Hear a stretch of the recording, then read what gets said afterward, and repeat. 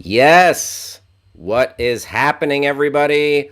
Welcome to the Your Pal Hal show. I am Hal Rudnick, and we are live on Backchannel.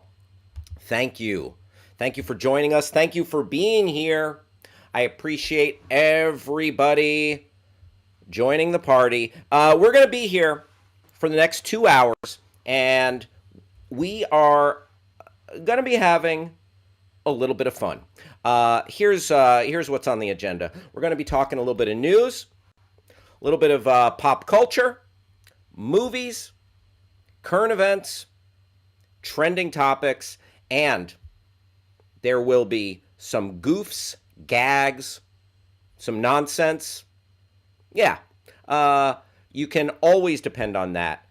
And you know what? I think we might end up just having a little bit of fun.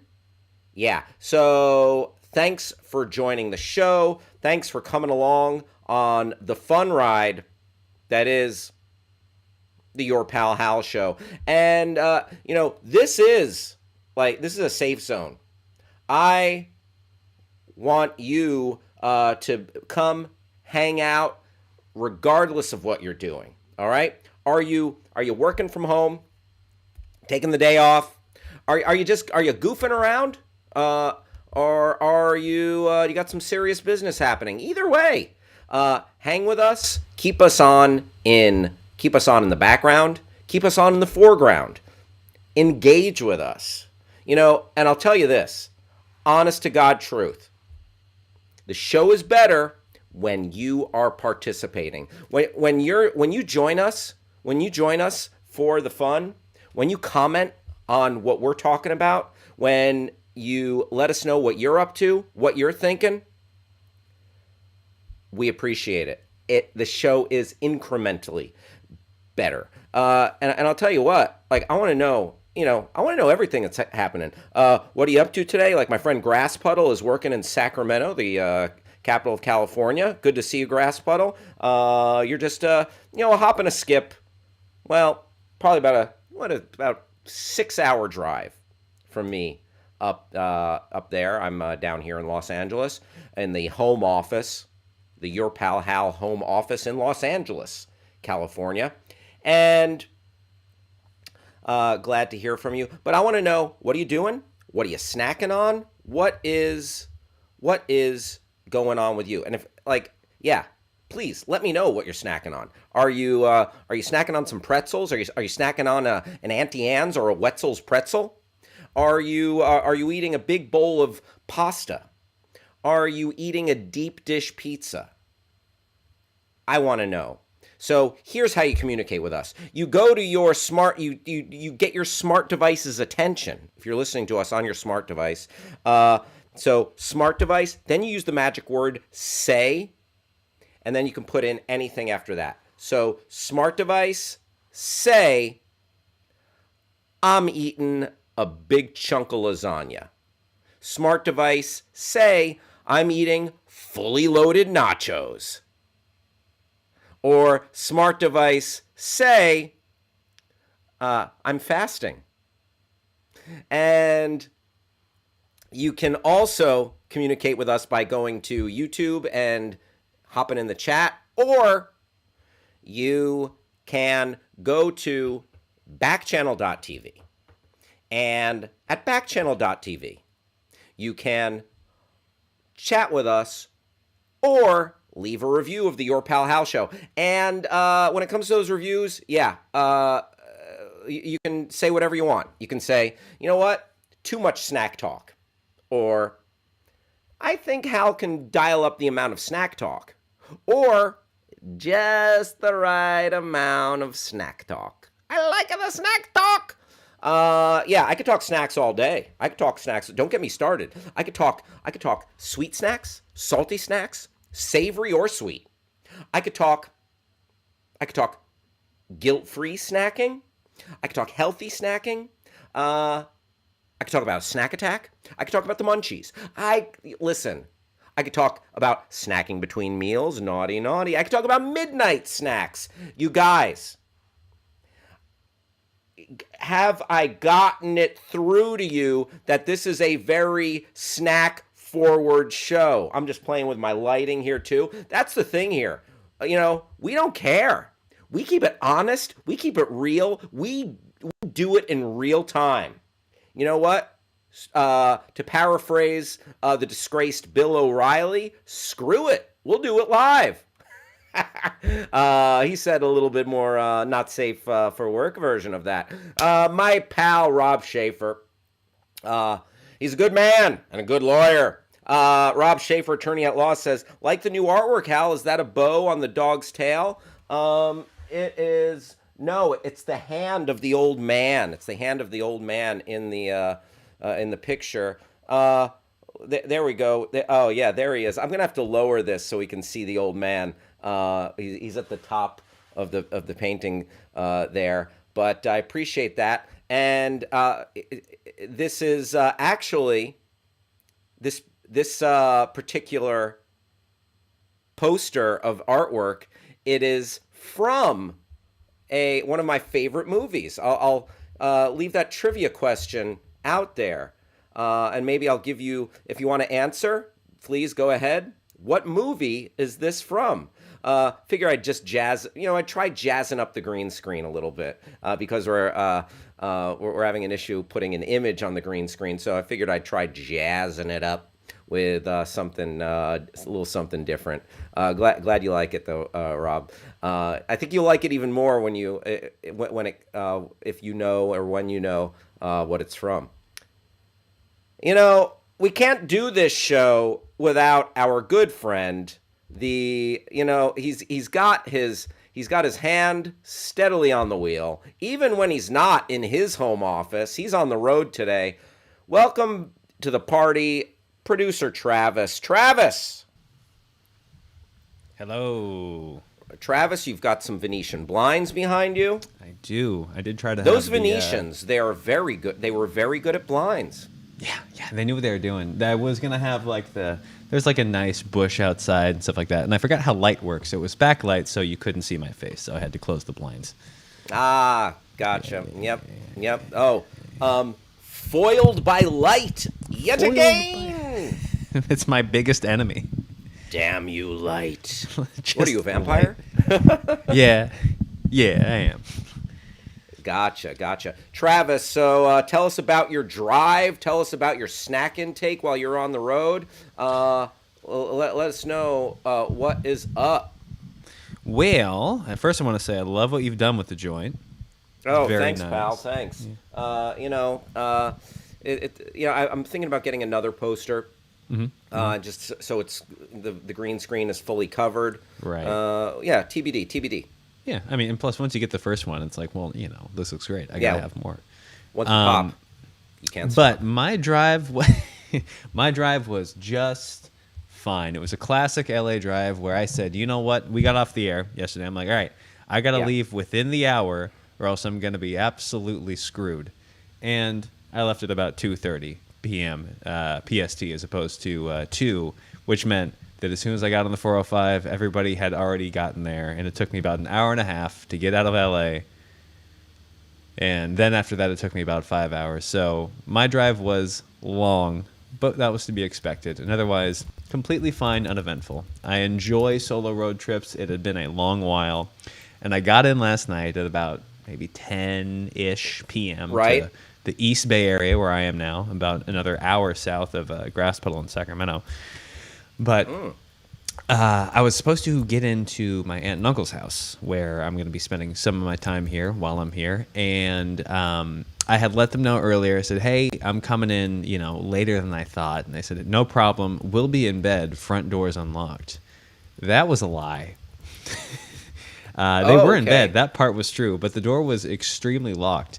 And I have a cousin, their son, who was there from college, and he's like 19. I'm like, well, Nathan's got to be awake, right? And I'm like texting him, being like, yo, you home? And I'm like, oh, he must be out with friends or something like that. Eventually, I decided, you know what? No problem. I'm going to hit up one of my friends in the area, see if I can crash. And that worked out fine. And I got a text this morning from my 19-year-old just into college cousin being like, oh, I was asleep. Sorry. I was like, dude. That does asleep a lot of good. Now? Yeah, yeah. And but yeah, it worked out. So now I'm at my great friend Hassan's house, and I'm hearing the sounds of his controller as he plays the smash hit video game Elden Ring. Oh, Elden Ring. Everybody's all about the Elden Ring. Yeah. Rob Schaefer, you got to wake up pretty early in the morning to get one by Rob Schaefer, chiming in right away. I had no, I would have been surprised if Rob Schaefer didn't know this, and I was like, oh, Rob Schaefer, because he's proven time and time again just to be quite a Renaissance man. Oh yeah. Master Chef, Iron Chef, Executive Chef,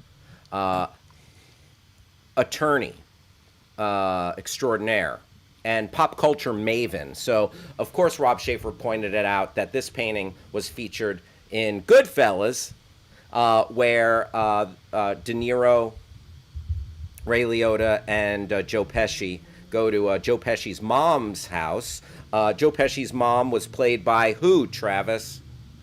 Oh no, it is played by Scorsese's mom herself.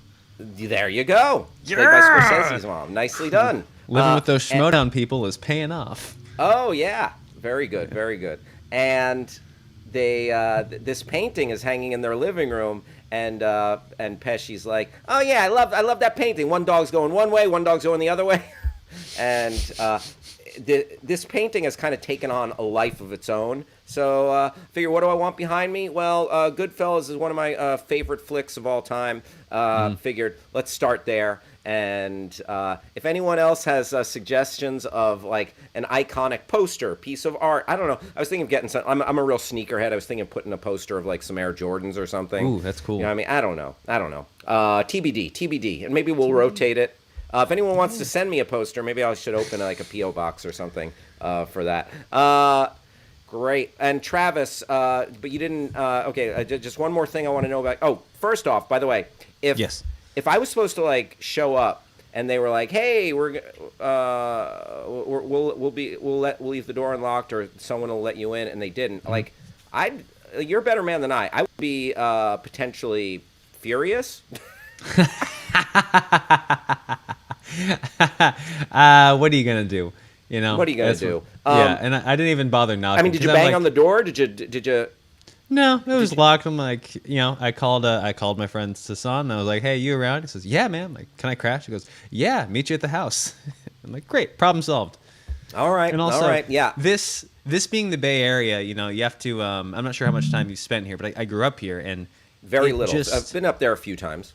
In the East Bay, especially, it's so much easier to make things happen in terms of like getting place to place. Because in LA, oftentimes that would mean you drove somewhere far and it didn't work out, so you got to drive all the way back to your house or something else like that. But like my aunt and uncle's place was like 5 minutes up the road from my friend's place, and I was like, yeah, all right, let's go over there instead. So all's well that ends well. We've had a great time. Glad to hear it.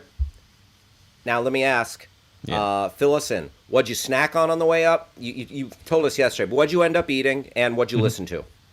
So I'm finishing off the snacks at the moment. I've got one of these clementines that were I tried to buy a bag of oranges last week, and I made a terrible mistake, but it's turned that into a positive.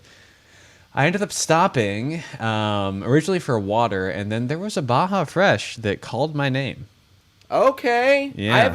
I haven't hit the Baja in a while, but I've had many a fine experience at a Baja Fresh. Yeah, same. It was just outside of Bakersfield. I hit the Baja Fresh in a new sort of like side pit stop market area, and you know what? It was good. Got 2 chicken tacos. It did the thing. And on the way up, otherwise snacked on. I had a bag of nuts that I kind of threw together with some almonds, pumpkin seeds, and walnuts, and I had some coffee, and then I got a bag of chips on the way. I kept it. Aside to the meal of tacos, I kept it pretty casual, pretty light. Good. You know what? If you're happy, we're happy. All right. Actually, save for, I made the mistake of going to the farmer's market on Sunday like an idiot, and I got Here, stuff go you get big at in the screen. market. Go big in the screen. Somebody wants to pop in and say hi to you. Sure. Okay, and tell us about the farmer's market, and just I gotta let someone in real quick. Yeah. Do your thing. So, went to the farmer's market and did what you do, which is buy produce, and then not considering the idea that I had to leave in like 48 hours. So there was just fistfuls of arugula microgreens, which are so spicy. Oh my god, it's like hot. Hey, Travis. it's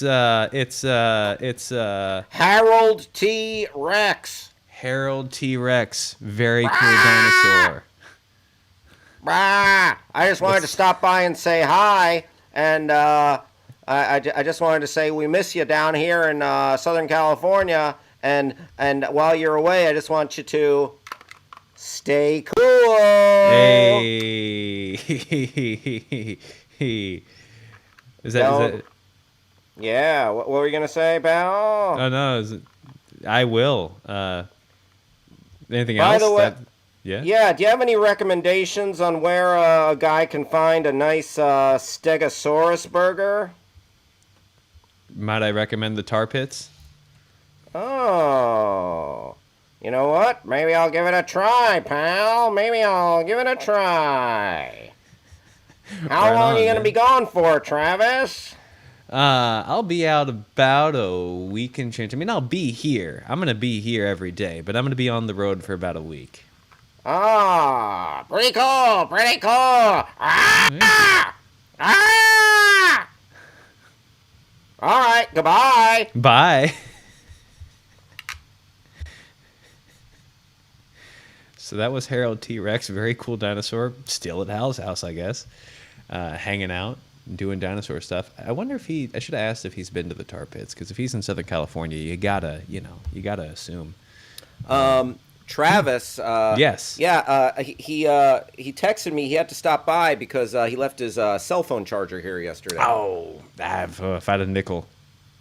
Yeah. For every time a dinosaur leaves a cell phone charger in your home.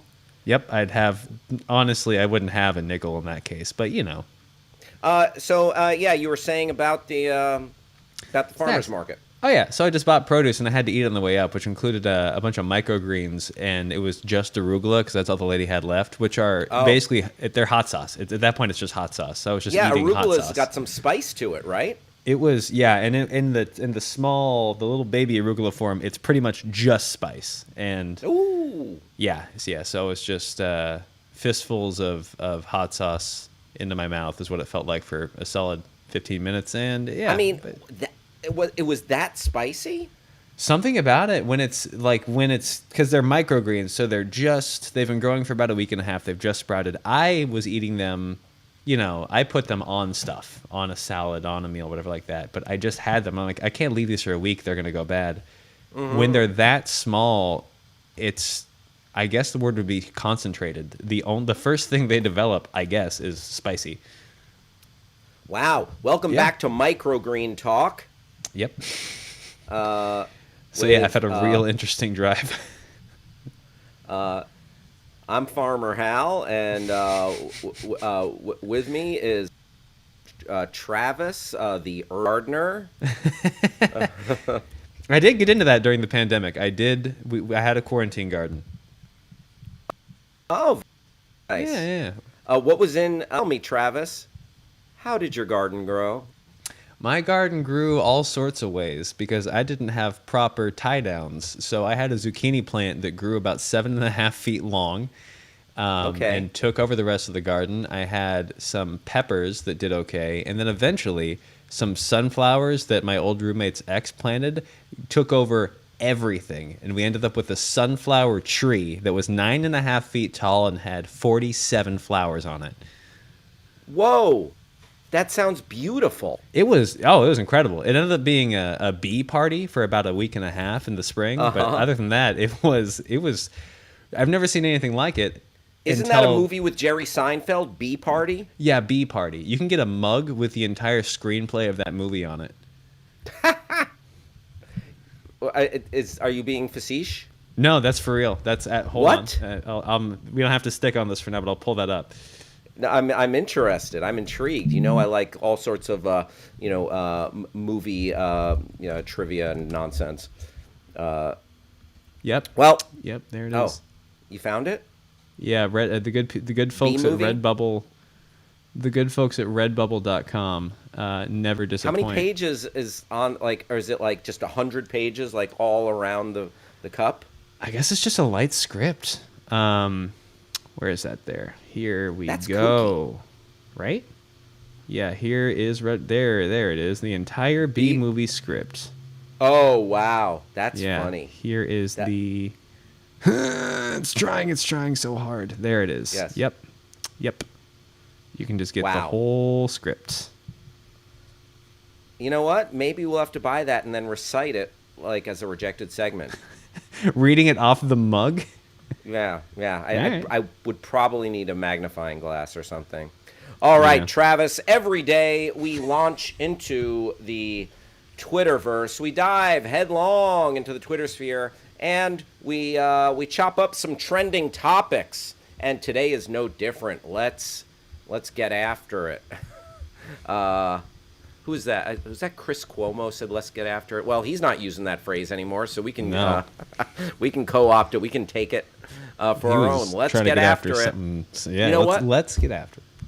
I'm the let's get after it guy now. All right. Not I'm to be the captain now. confused. Not to be confused with the old let's get after it guy. No, You no, have to no, make no, it no, very no, no, clear. not the disgraced old let's get after it guy. Yeah, There's a this is new the- let's get after it guy in town, folks. And he's Pew, harmless. pew, pew, pew, pew. More or less, more or less. Great. So, yeah, the elephant in the room. Let's, there's still a nightmare situation. Listen, here's the thing we forget about. There are nightmare situations all over the world. There are the Uyghurs in China. You want to go to the Sudan. You want to go to the border. You want to go into like the house down the street. Who the heck knows? But the one grabbing all the headlines in the Ukraine. And in Ukraine, I got to stop saying the Ukraine. I learned that that's not the right way to say it. Let's read this update. They've been doing, Russia has initiated more precision strikes in Kyiv. Russian forces launched attacks on civilian sites in Kyiv on Tuesday, including Kyiv TV Tower and the city's Babi Yar Holocaust Memorial. I mean, that's horrific right there. I mean,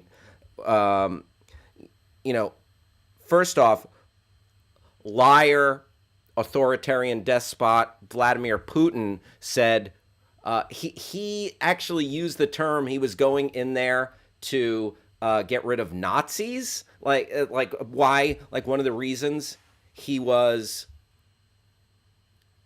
initiating this attack on the Ukraine, which is nonsense.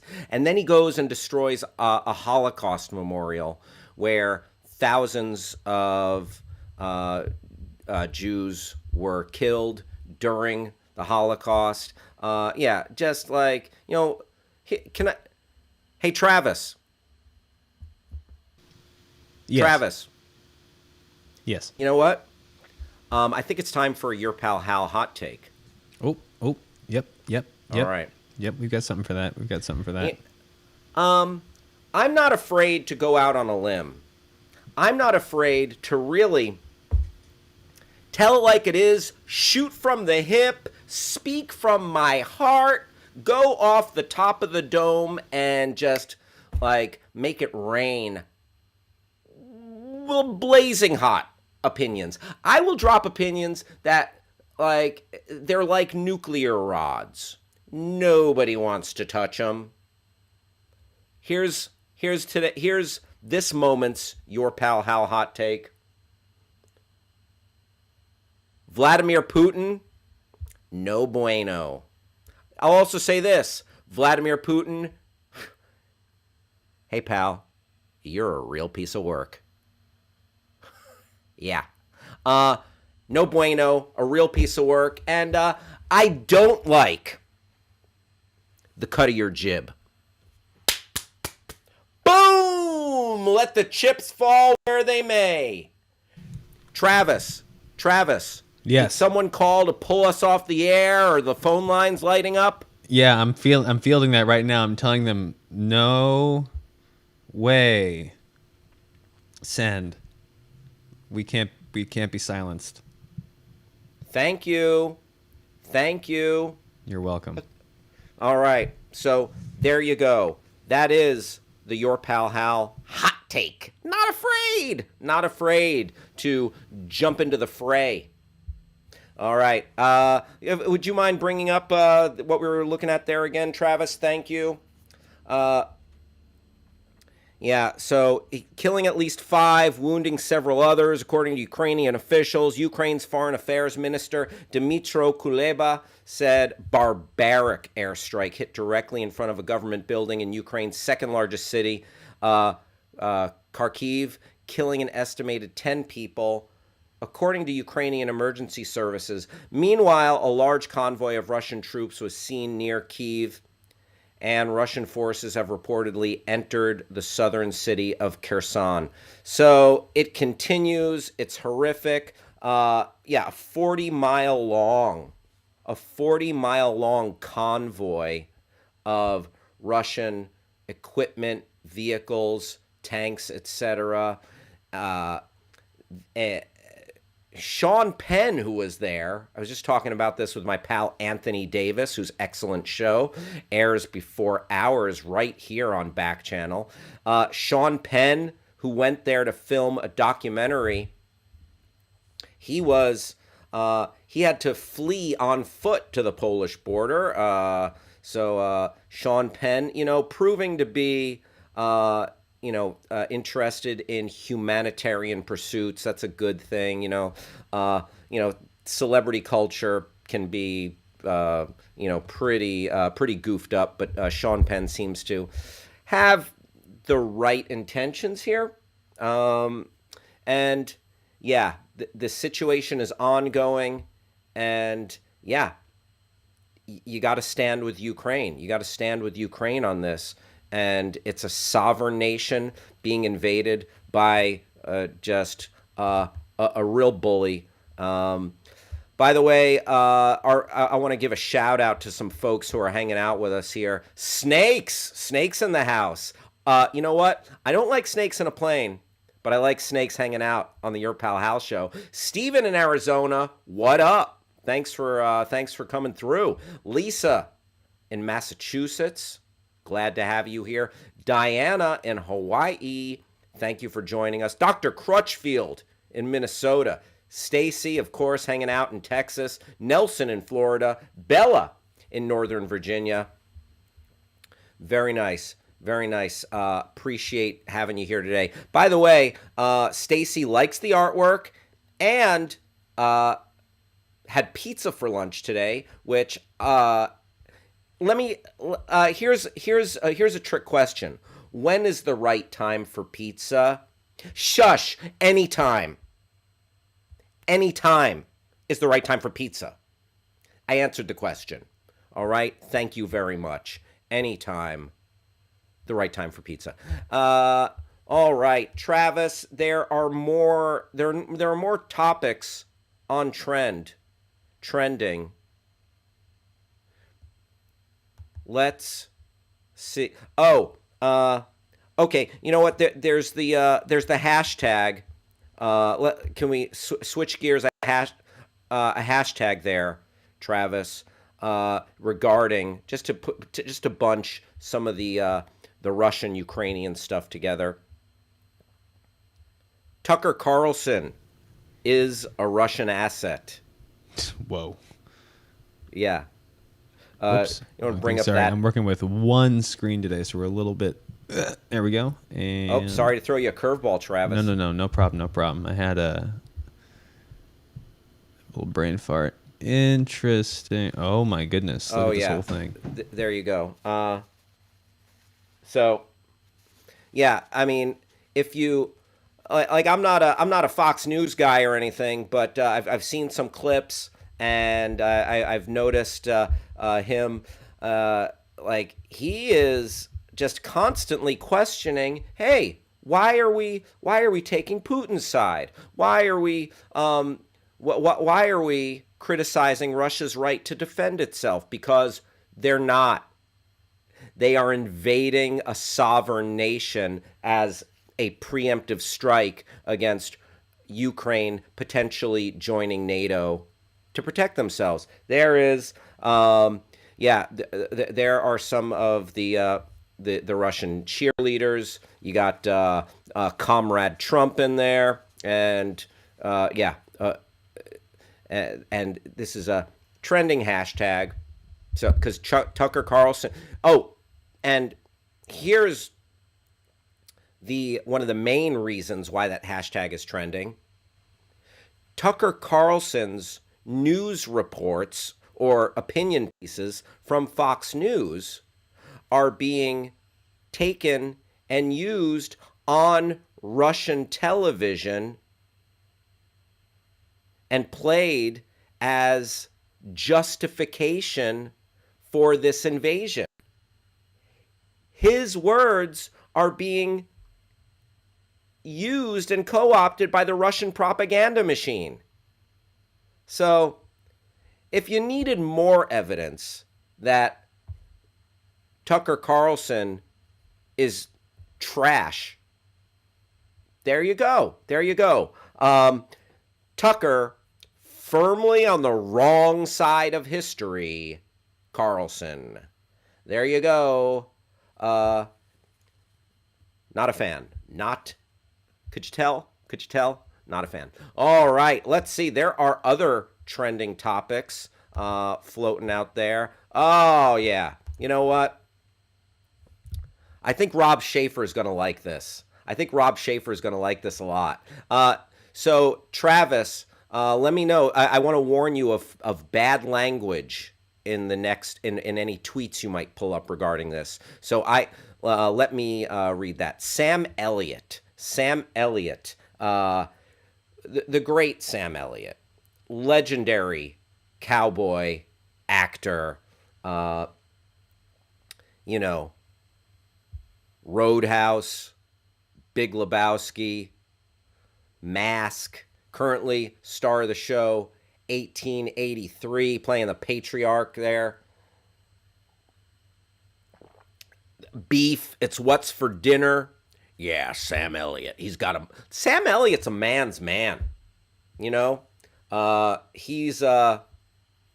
really is. A pinnacle of cowboy, old school kind of masculinity as far as movie stars go, and his roles. Iconic mustache. What more could you say? The mythical cowboy from Big Lebowski. Well, this famous cowboy actor is not a fan of the cowboy-centric film that deals with the American West, The Power of the Dog. And our guy, Rob Schaefer, I know that he and his lovely wife are also not fans of Power of the Dog. But this was funny. Sam Elliott was on the WTF show with Mark Maron, and he slammed Power of the Dog, called it a piece of S. You want to bring up that article, Travis? Let's. He spoke a little further on it. Bring up that article that you had there, please. I'm going to shoot you the article. I can show the headline, but they do quote him verbatim in the article. Oh, okay. Listen, no worries. I'm going to go on. I'm going to go pull it up on Twitter. All right. Yeah, I just sent it to. Feel free to pull up on Twitter. I sent you the link to the Variety. However you want to play it is good. But yeah, Sam Elliott, being on the WTF podcast, as it were, a free speech zone. Yes, for sure. He let loose. Oh, sure. Listen, you know what? Can I tell you a secret, Travis? Mm-hmm. Sometimes when I'm not here on our show, what? I cuss. No. Really? I do. Let's keep that between you and me, all right? Okay. All right. Got the article. Thank you for sending that.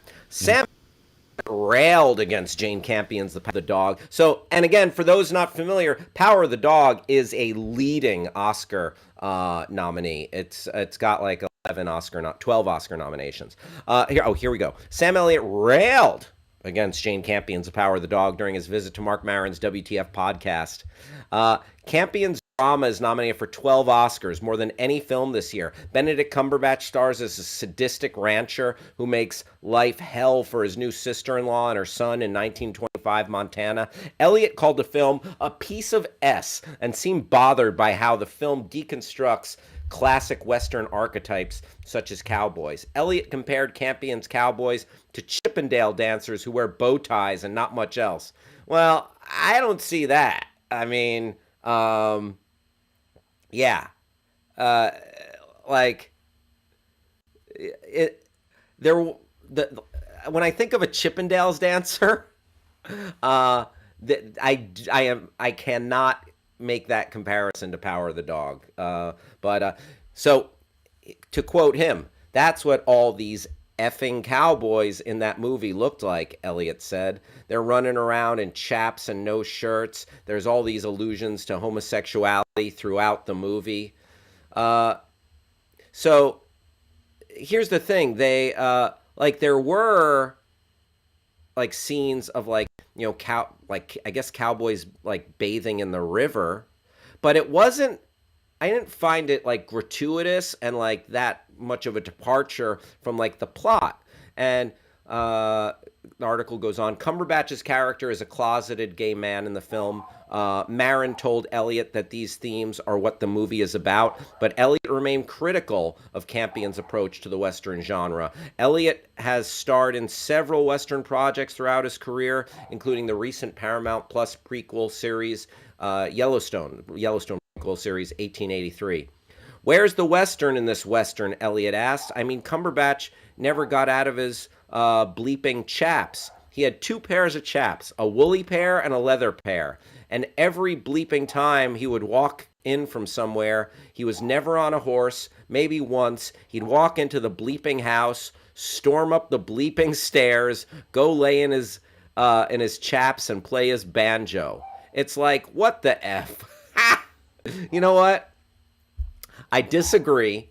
I liked the film, but I love that this is like, it's a little bit of a get off my lawn moment from Sam Elliott here. A little bit of a get off my lawn.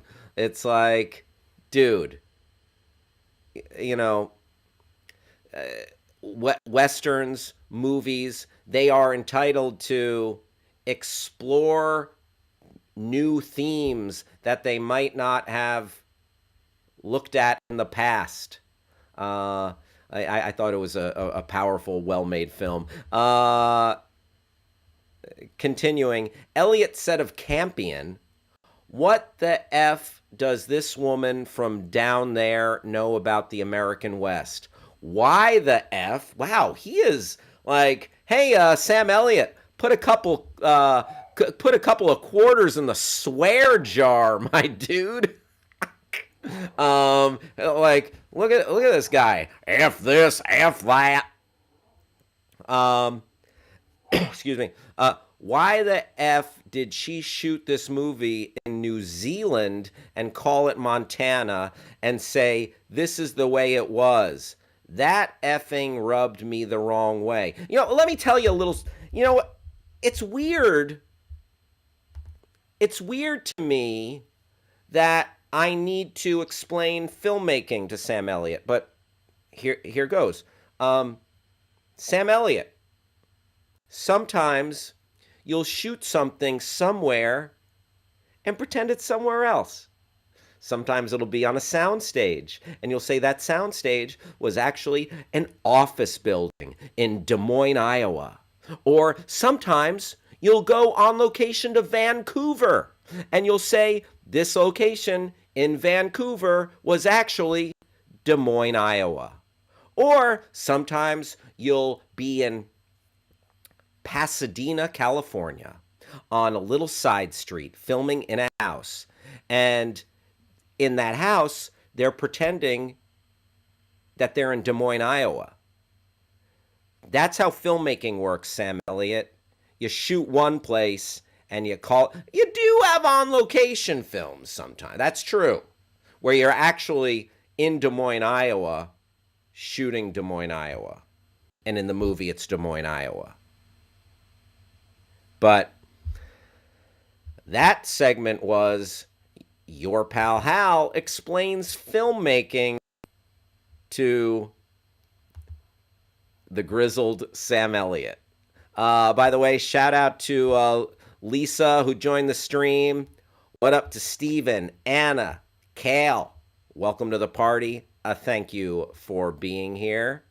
And let's see, is there anything else in this article? Elliott, who earned an Oscar nomination a few years back for his performance in A Star is Born, added, I just came from Texas where I was hanging out with families, not men, but families. Big, long, extended, multiple generation families that made their living and their lives were all about being cowboys. And boy, when I bleeping saw that movie, I thought, what the bleep? Where are we in this world today? The Power of the Dog is nominated for Best Picture, Best Director. Elliott did call Campion a brilliant filmmaker, despite not agreeing with her overall approach to the genre. The movie is now streaming on Netflix. You know what? I mean, I think it's like he's kind of delving into the idea of. I mean, obviously, Jane Campion was delving into the idea of toxic masculinity, and the movie is about stuff like that. And I guess Sam Elliott, a little too much of a man's man to be able to process that. And as far as I saw a good tweet in regards to this, I'm not going to take credit, but someone said, oh, Sam Elliott doesn't like that Jane Campion is not from here and shot in New Zealand and all this stuff. Wait till he hears about how spaghetti westerns got their, why they're called that.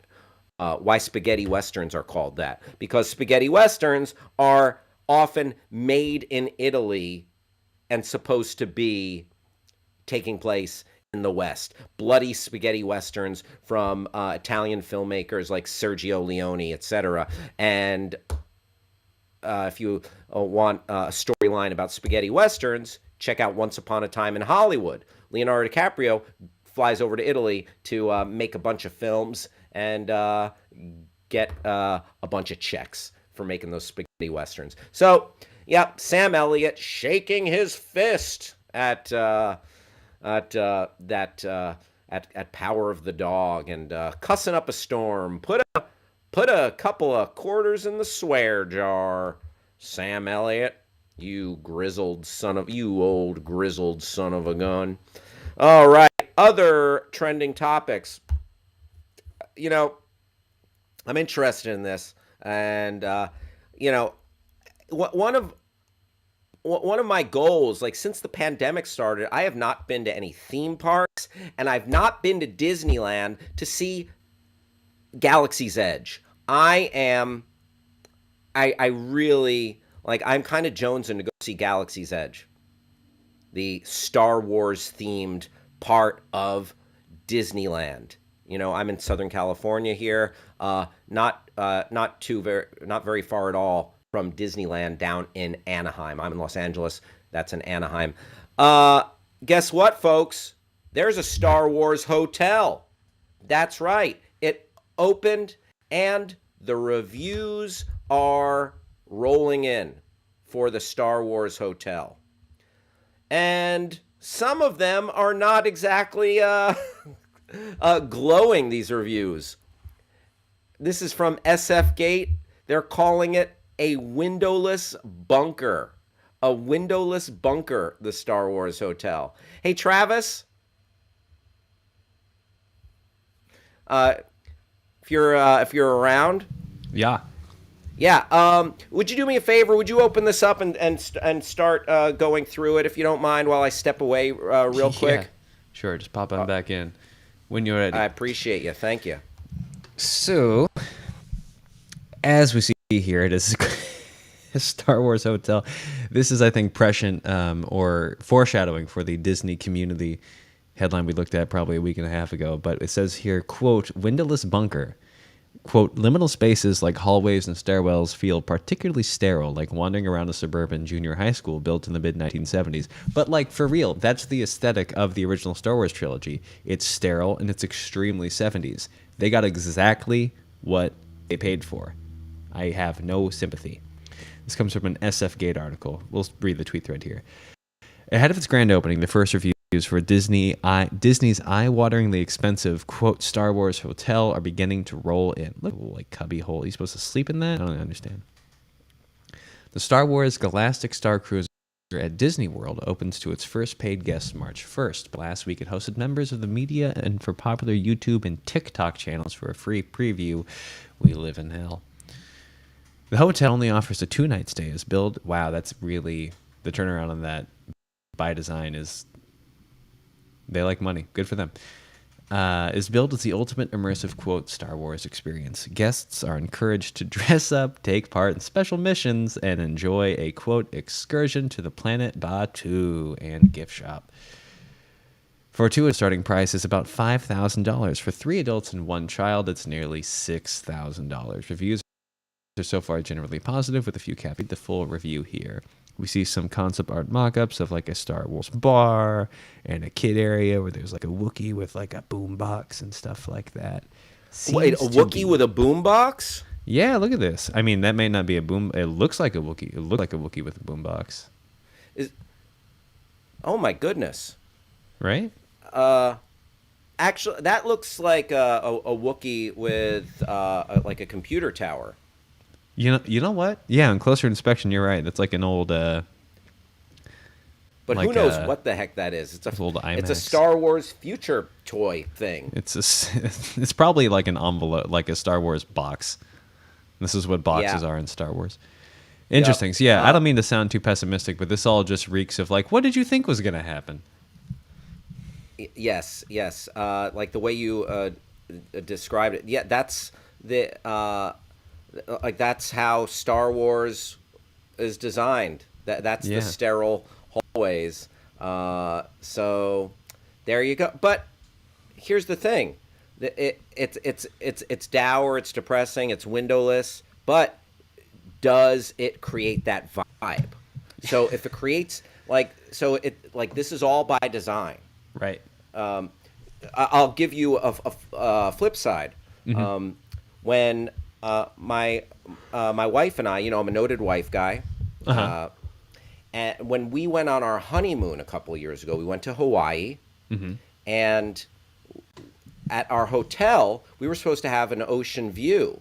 And the ocean view was, it turned out we were in a decent room, but the building was shaped in as much as there were 2 walls that stretched far, like we were set back in sort of this corridor. Like when you look out, you see like 50, 25 yards of concrete on either side, and then at the end of that tunnel, there's the ocean in like a little postage stamp. Wow. You know what I mean?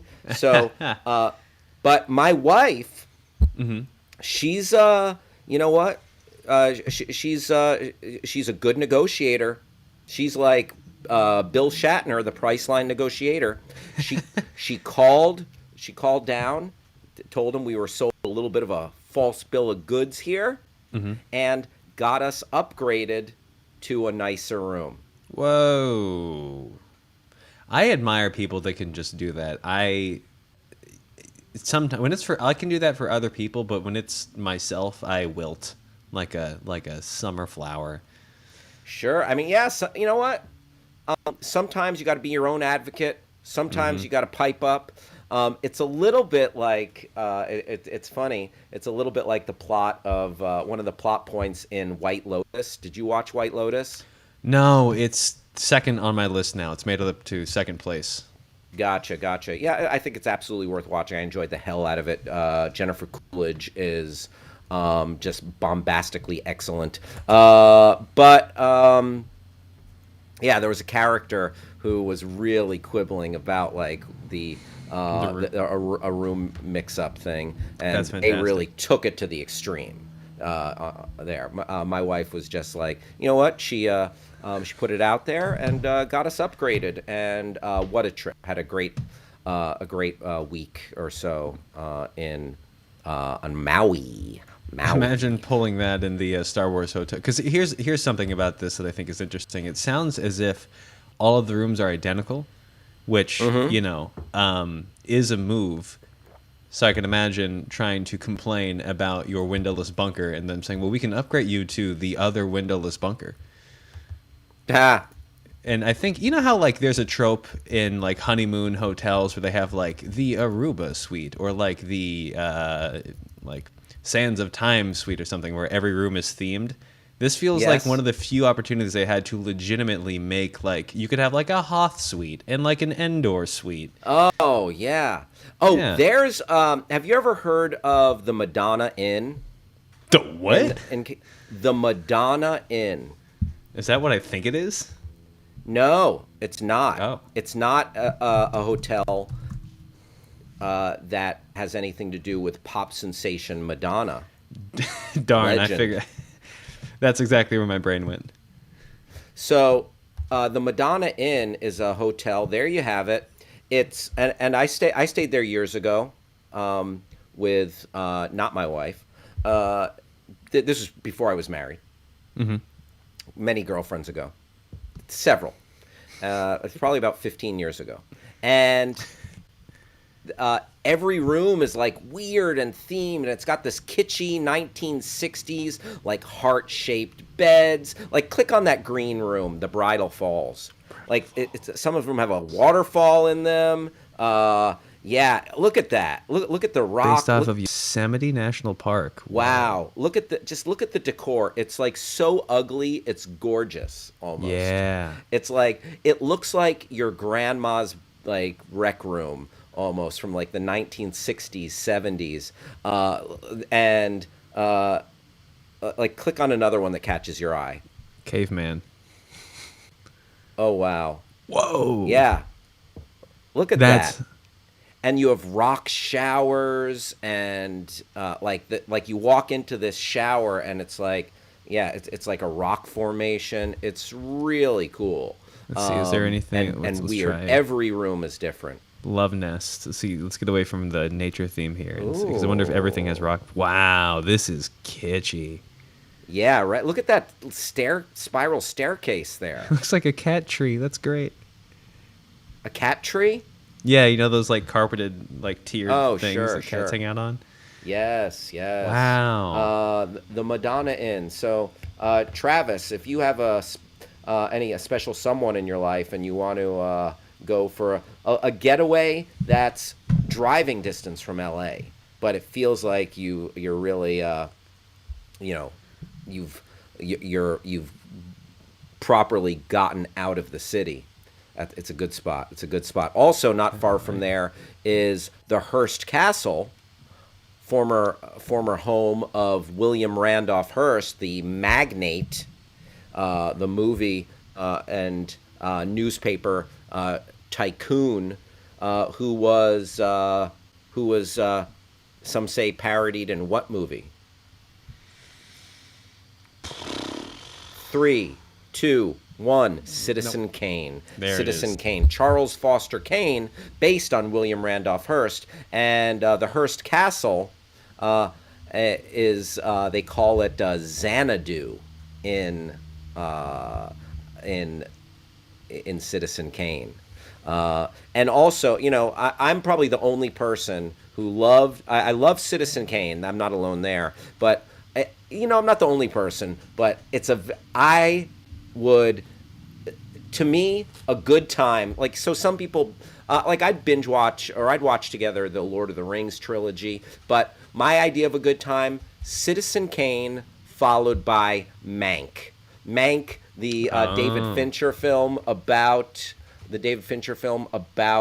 the making of Citizen Kane. To me, that's a double header. That is a sweet one right there. But That's good. I feel like I like Mank more than like anyone I talk to.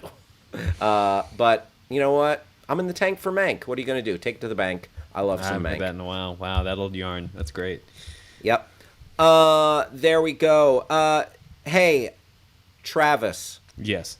We've gone a long time today without me wishing you a happy Women's History Month. Thank you. I wasn't going to say anything. That means so much to me.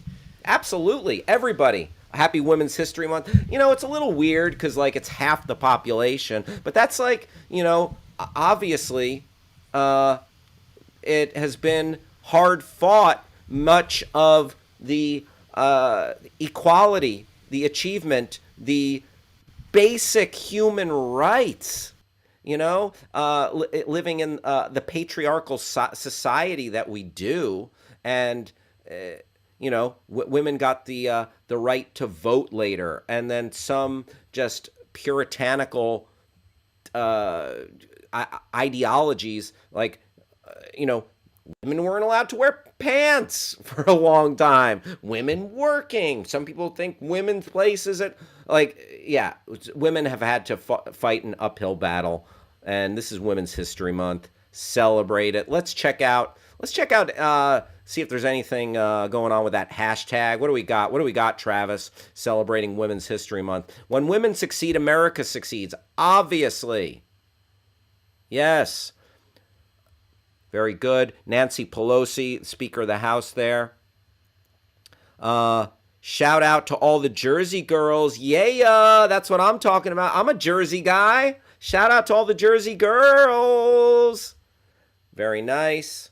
What else? Grateful to Meghan, the Duchess of Sussex, and Archwell Foundation for their steadfast support of SmartWorks' mission and continued growth. Kate's SmartWorks. Meghan Markle, Women's History Month. Very good. Wife of the master mural painter gleefully dabbles in works of art. Ha! There's the legend. Legend. Don't use that word lightly. Frida Kahlo. And she is right there. Women's History Month. Like that. Like, what a demeaning headline. Wife of master mural painter gleefully dabbles in works of art. Oh, his wife just dabbles.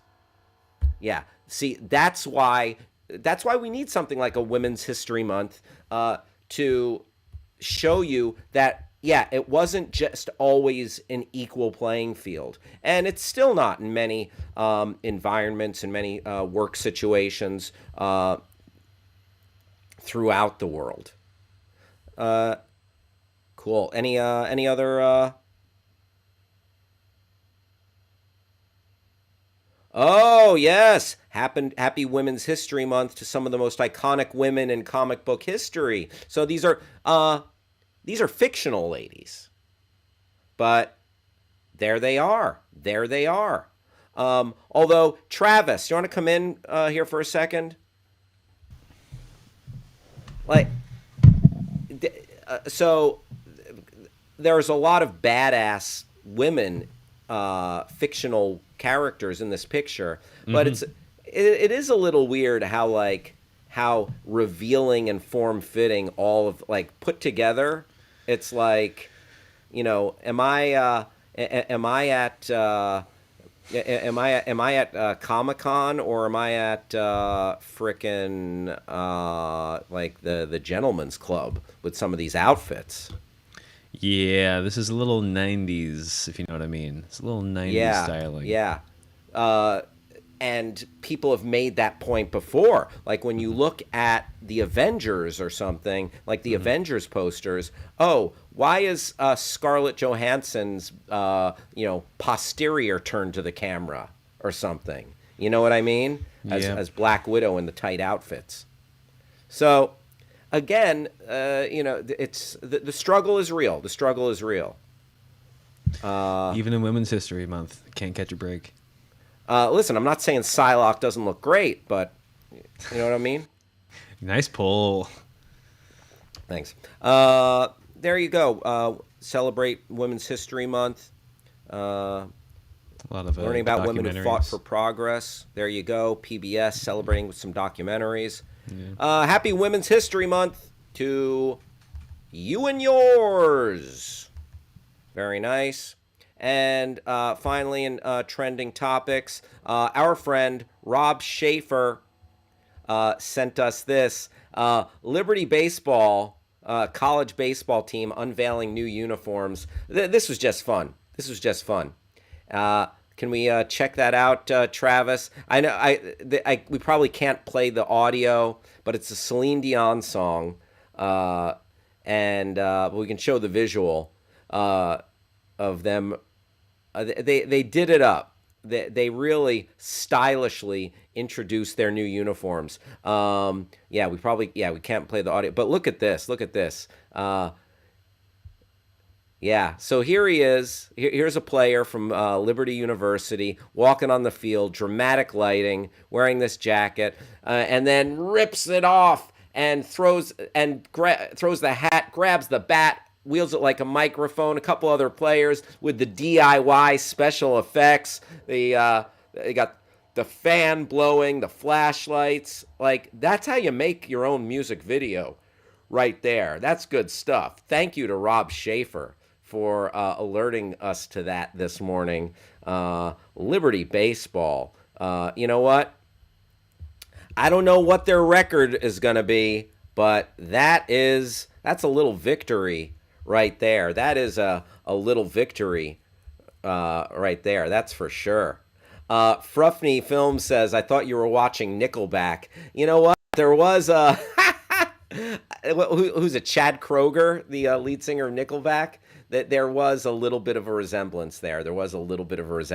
Speaking like Nickelback adjacent, the band Creed, Scott Stapp, the Creed, Scott Stapp of Creed made a song for the Florida Marlins baseball team, I believe.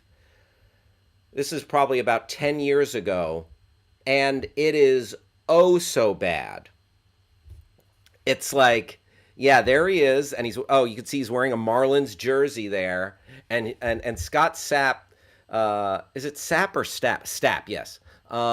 It was 12 years ago, and he's like,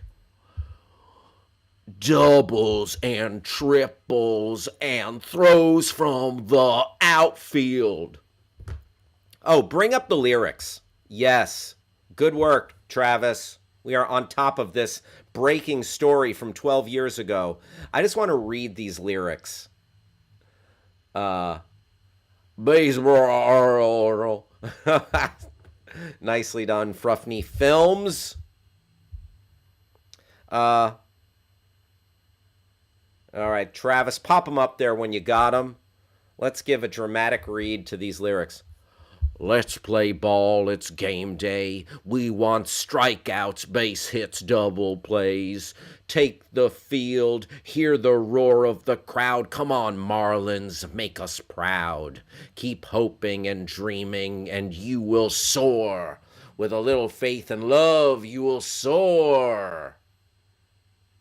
1 strike, 2 strikes, swing away, a diving cat. See, it's just like stringing together baseball references, and when you heard it sung by him, it's even worse. It feels like a bit. It feels like a gag, but it is not. It's the truth. Those are our trending topics, folks. It is 12:05 here in the home office, Los Angeles, California. We are going to take you up till 1 p.m. And it is 3:05, now 3:06 on the East Coast, taking you up till 4. It is 2:06 in Omaha, Nebraska, where we'll take you up till 3 p.m. And it is 8:06 in London, England, where we will take you up until 9 p.m. Holly Gutierrez says that was bad. Yeah, not great. A not great song. If you want to hear a not great song, seek out Scott Stapp's song commissioned by the Florida Marlins. It's just like, yeah, it's super basic. Folks, every day we do a little bit of a Twitter deep dive into a Twitter account, a hashtag, or a trending topic. Today is no different. And today we are, you know what? We're gonna we like snacks. I constantly crow about like what a snack friendly zone this is.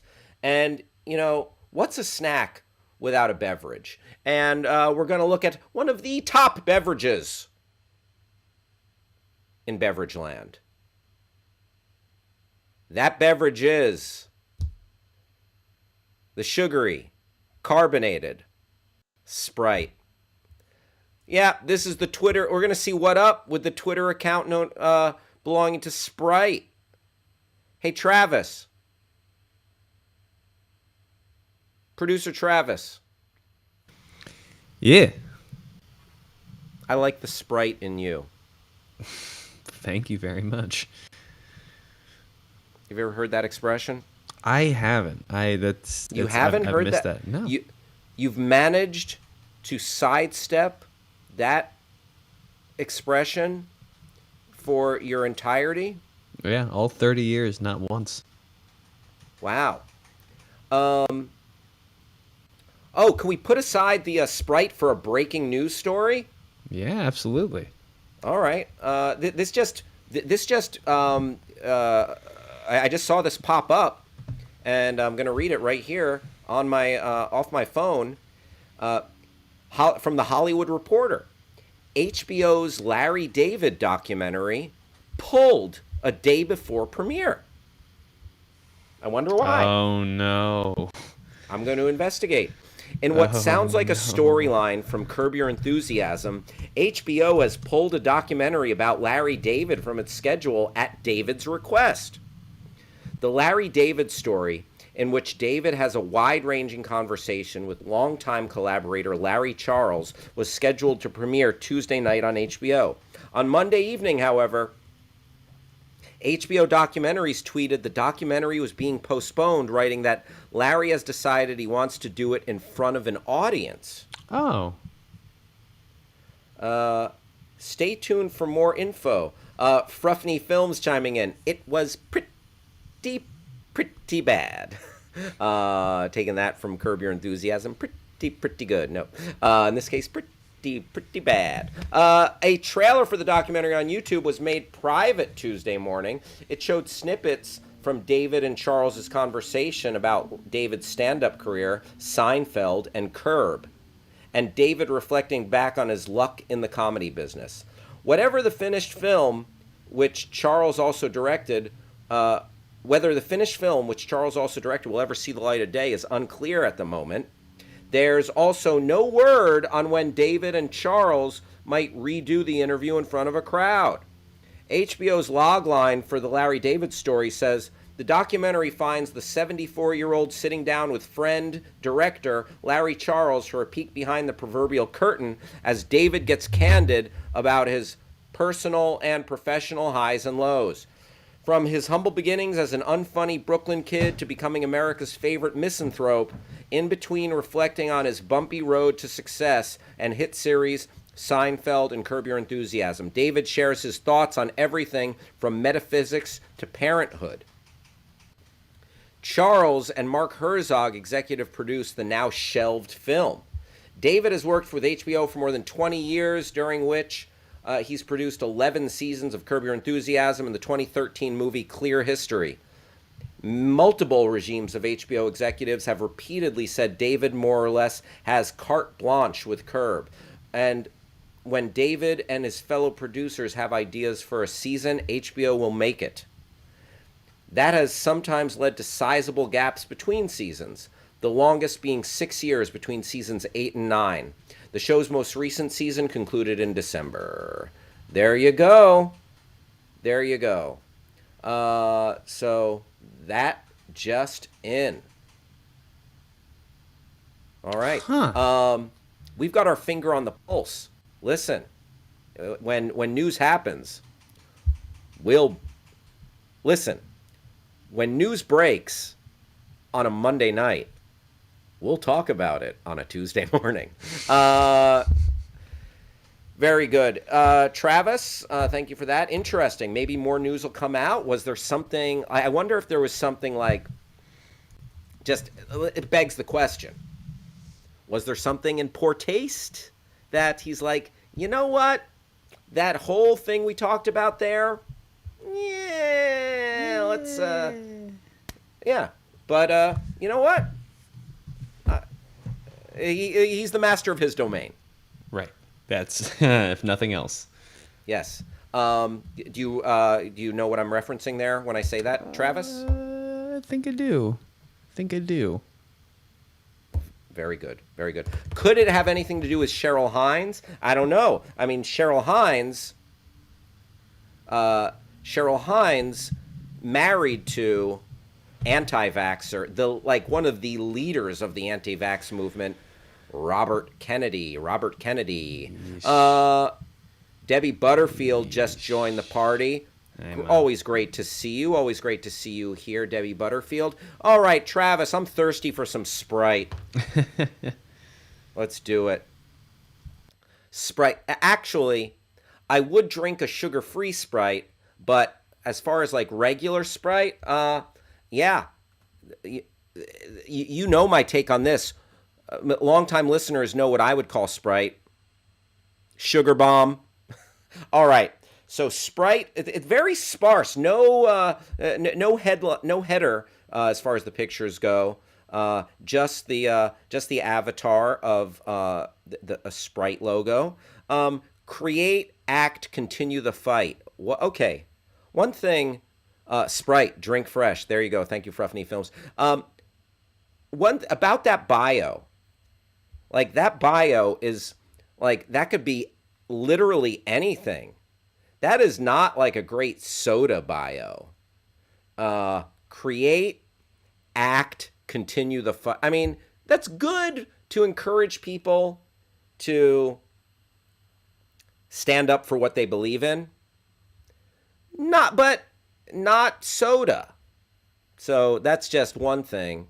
All right, 291,000 followers. Not bad. And let's see what Sprite's been tweeting out there. Let's see what's bubbling up from Sprite. It's Black Legacy year, and we'll be spotlighting a few young leaders who are working hard towards bettering their community and creating a lasting impact. We want you, we want you to put us on. Drop your favorite community leader's name in the comments below. That's a good thing. Encouraging people to share their stories, people of color, black people. I'm all for that. You know what? I can get behind that messaging from Sprite. If you're celebrating Mardi Gras, don't forget the green beads, Fat Tuesday. Oh, it's Travis. It's Mardi Gras. Did you know this? I had heard tell. I think I heard it mentioned. No, I didn't know. I had no idea. I haven't been aware of any like local holiday, which I consider Mardi Gras to be a local holiday to New Orleans. And, yeah, no idea. I mean, people celebrate around. Also, you might want to head down to Rio for Carnival. That's right. Which is also is it Mardi Gras and Carnival essentially the same? Now I'm probably going to like step in it here. Today is Fat Tuesday, says Rob Schaefer. That's what's important. There you go. Today is Fat Tuesday. Yeah, I wonder if is Mardi Gras related to Carnival? Are they the same? Are they like sister things? Are they is it currently Carnival? Right. That you know what? I ask the questions that someone might answer. That's my slogan. Asking the questions that someone might answer. The Your Pal Hal Show. Okay, let's keep going. That spicy Sprite gonna hit every single time. Ooh, is Sprite spicy like your little arugulas there, Travis? Little arugulas. Yeah, it's got a little bit of a kick. I mean, I haven't had a Sprite in some time, but it's carbonated and that hits. Fountain Sprite just hit different. That is true. I've heard that. That's what the kids say. I feel like spring is gaslighting me at this point. Boom! Rob Schaefer. I once again bow to your knowledge. Mardi Gras and Carnival, the same celebration. There it is. Sprite. Can we just jump into spring? No. And Holly Gutierrez coming in with the fun facts. Carnival refers to the period of feasting and fun that begins January 6th, also known as the Feast of the Epiphany. Mardi Gras refers to Fat Tuesday, the final day of the revelry before Ash Wednesday. Holly Gutierrez coming through, and that's when the season of Lent begins. Yeah. What are you sacrificing for Lent out there, folks? Anything? Let us know. All right, let's go back to a little bit more from Sprite. Enjoying some of their jocularity here. Raise your hand if you still feel personally victimized by Mercury in retrograde. Okay. Sprite, keeping up with their astrology, their astrological signs, Mercury in retrograde, etc. If you still have your holiday decorations up, here's your sign to take them down. It's almost March. Yeah. Holly Gutierrez, nada, no sacrifices needed. You know what? Yeah, I feel. I mean, listen, I'm not Catholic, so yeah, or is it only Catholicism that deals in Lent, or is it also like a wider Christian observance? Yeah. Again, I'll ask the questions that someone might answer. Sprite, please. Yeah. Oh, yeah. Like the middle of February and your holiday decorations are up. That's like someone better do all Christians, says Holly. Thank you. If your holiday decorations are up and it's in February, somebody better call the cops to come by and do a wellness check. All right. That's like, what? What? Yeah. Yeah, if specifically, if your Christmas decorations are up in February, wellness check. Is that too far? Not far enough. Let's see what else here. It is the month of love, or the month of being constantly reminded that you have no one as you're left to sit alone with your racing thoughts. You know what? I like Sprite shooting from the hip and telling it like it is. I've been alone on Valentine's Day. Thankfully, I'm happily married now. But anyways, we just want to say that Sprite will never leave you lonely. I mean, I know Sprite will always be there if I want it. Like if I popped into AM PM or 7-Eleven, Sprite's going to be there. But is that enough? Man cannot live on Sprite alone. The spicy Sprite urge to take a sip and immediately turn into a source of unlimited power. I don't know about that. I've never felt that. I've drank Sprite. I never felt like it. It's never made me feel like a source of unlimited power. Sorry. My mommy, Deborah Rudnick, says, funny, we were just sitting and talking about this morning. What? Wait, what? I know my mom and I were not talking about Sprite. Well, we were talking. I mean, I was talking to my mom this morning. I'm not picking up what you're putting down, Mom. And it would. Let me know. Can you throw me a code word or something to get specific? We didn't talk about Sprite. Talking about loneliness, staring into the void. I don't know. But anyway, it's 12:21 here on the West Coast. I feel like we've seen. Oh, let's see that one. Yeah, what is that like Zeus-like character? Sprite. Meanwhile, up above. Oh, so, So Sprite is saying, that's a bold claim. Travis, can you come in here, please? Oh, first time someone dropped their McDonald's Sprite.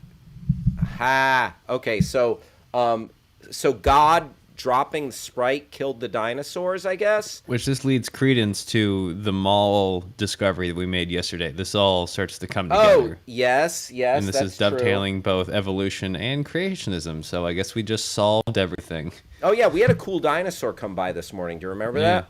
Yeah, that was fun. But Travis, do you think God drinks Sprite? Can they make that claim? Well, it depends on which one. It seems like they were pushing Zeus in this other because this is from McDonald's, Was but back that on the Zeus? Sprite Twitter. Let's go back to. I would venture to guess, but could just be unreasonably jacked Jesus. It just said. I think that's just God. I think that's just hulked out God. Hulked out lightning god? God throws lightning bolts. Ever heard of the Bible? God smites people with lightning, doesn't he? Fair enough. But also, there's currently a campaign for BMW and their electric cars where Arnold Schwarzenegger plays like a Zeus-like figure. That's with right. Salma Hayek as who is that? Andromeda or Helena or Hera? Aphrodite? Hera? I don't know. Hera? I should know a little bit more. I should know who Zeus's wife was. For the next time you go over to their place. Yeah, that's happened to me. Like, we'll hang out with a couple. Zeus' wife. Hera. I think it's Hera. Good job. Yeah. Wow. Nice. Travis. Damn. You've been hanging out on Mount Olympus, huh? Yeah. Drop by. All right. You know what? I've seen all I need of Sprite. There you go. You know what? That not the worst Twitter I've ever seen. They were throwing some jokes, and also there were some community actions that I felt like were in the right direction. So you know what? Sprite. I like the Sprite in you. There you go. And one more thing. This was not a paid endorsement.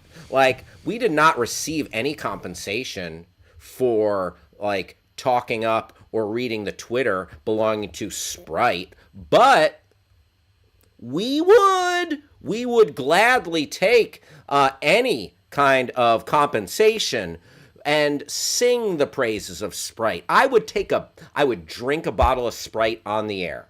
I would bathe in Sprite.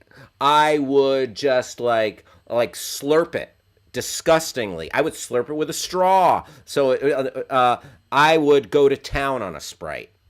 Not only that, though, Sprite, if you wanted to advertise right here on the Your Pal Hal show, I will go scorched earth on Sierra Mist, Mountain Dew, ginger ale, any of your other competitors. Am I leaving any other competitors out? Oh, 7 Up? 7 Up. More like 7 down. 7 Up? More like 7 throw up. 7 Up? More like 6 up. So those are some of the sick burns that I will go on the warpath with towards 7 Up. Oh, you want to know how bad you want to know what I'll do to 7 Up? I'll threaten them with my blade. Hey, 7 Up, you stay the hell out of here, or I'll cut you, 7 Up. Yeah, I'm a bad boy, and I likes my Sprite. 7 Up, shut up. Yeah. So please, Sprite, we need the money. That was Your Pal Hal begs for a sponsor. Travis, did I scare you too much with that knife? No, I've been pushing for more knives for a while. I just you want more knife? Yeah. I think on the Your Pal Hal show? Yeah. All right. I want to, sense of danger. Danger's my middle name. No, It's it's actually Pacino. Skylar. It's actually Skylar. Oh, really? That's nice. Yeah, Skylar. That was a nice. Yeah. What? I was gonna say it was a nice kind of De Niro face you pulled after "Danger's my middle name." A little bit of a. Are you familiar with Carlos Danger? No, is that a person? Oh, sadly, it was the name Anthony Weiner had on his dating profile or something. Yeah, the disgraced Anthony Weiner. Listen, like I'll crap on Republicans a lot, but yeah, don't get me wrong. There's crappy politicians of all stripes, and Carlos he's Danger. yeah, yeah, he's like just a freaking idiot.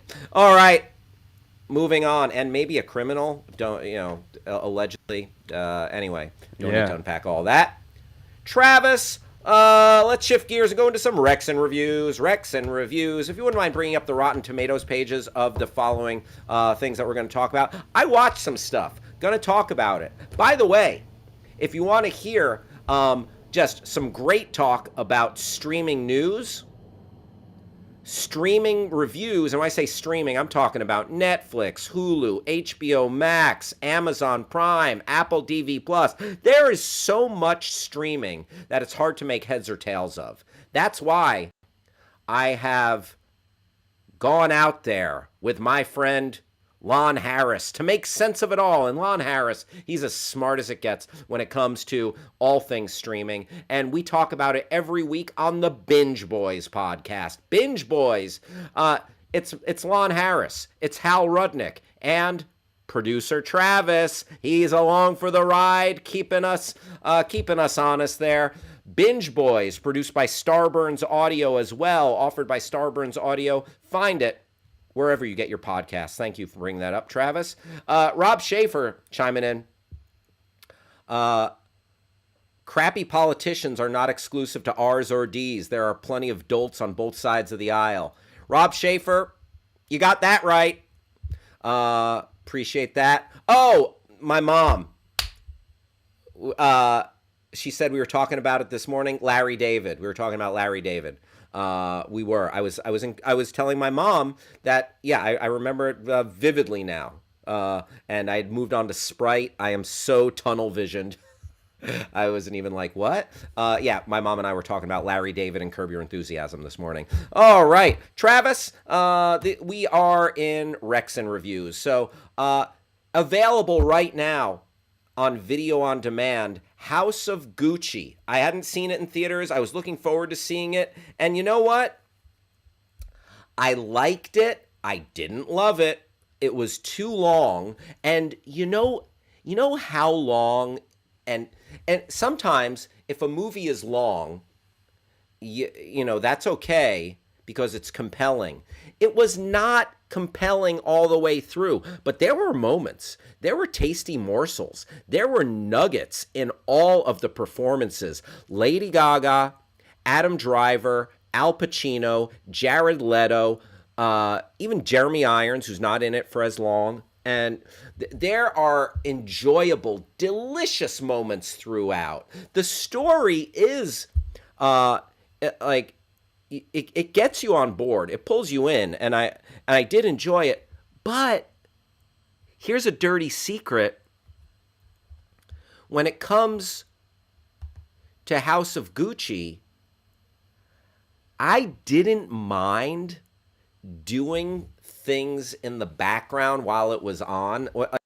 You know, some movies you're going to get lost if you go on your phone or you go on the computer while you're watching it. Some movies are just not made for that.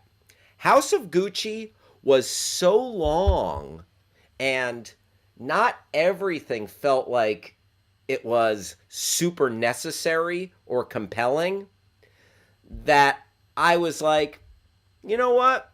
I'm going to keep this on. I like what's happening here. Also, we rented it and paid for it, so I'm not going to just ditch it. But it wasn't so riveting throughout. So that's probably that's not a vote of confidence. Watch it while you're doing something else. House of Gucci. But it was a little too bloated. House of Gucci.